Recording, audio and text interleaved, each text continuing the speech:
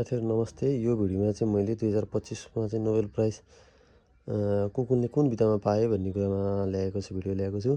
सर्वप्रथम सम्झौँ भौतिक विज्ञानमा कसले पाए त भन्दाखेरि जो मिजो।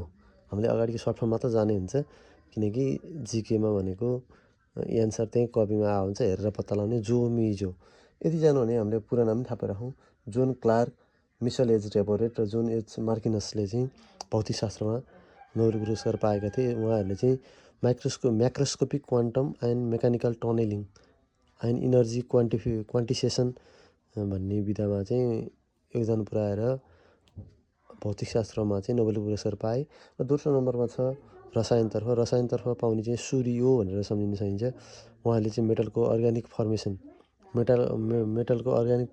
फर्मेसनमा चाहिँ नोबेल पुरस्कार पाए। उहाँहरूको नाम सम्झौँ के भनेको थिएँ मैले, सूर्यो, सुसुमो कितागावा, रिचर्ड रोब्सन र ओमर एम एगी तीनजनाले प्राप्त गरेका छन् भने हामी चिकित्सा शास्त्रतर्फ पनि हेर्न सक्छौँ।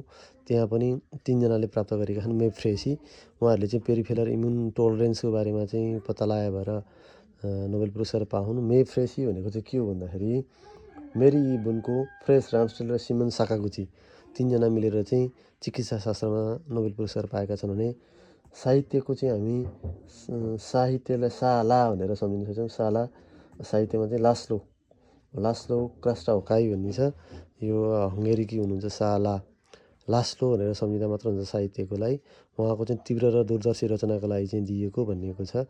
भने 5 मा हेरौँ शान्ति। नोबेल शान्ति पुरस्कार कसले पायो भन्दाखेरि शान्ति माचाडो। उहाँको नाम चाहिँ के हो भन्दाखेरि मारिया कोरिना माचाडो, भेनेजुएला। उहाँले चाहिँ लोकतन्त्र र मानवाधिकारका लागि सङ्घर्ष गरे भनेर चाहिँ उहाँलाई नोबेल पुरस्कार दियो भने अर्को नोबेल पुरस्कारको शीर्षक छ अर्थशास्त्र। अर्थशास्त्रमा चाहिँ किन नोबेल पुरस्कार दियो भने sustain economic growth and creative डिस्ट्रक्सनमा चाहिँ उहाँहरूको खोज अनुसन्धान भएर चाहिँ उहाँहरूलाई नोबेल पुरस्कार दियो।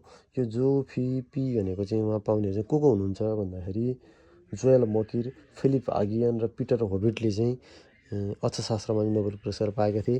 साथीहरू यस्तो सर्ट फर्म मात्र सम्झियो भने पनि हामीले उत्तर त त्यहीँ आइहाल्छ, पत्ता लगाउन सक्छौँ। यसबाट केही आइडिया लिनुहोला। हस्त धन्यवाद। नमस्ते।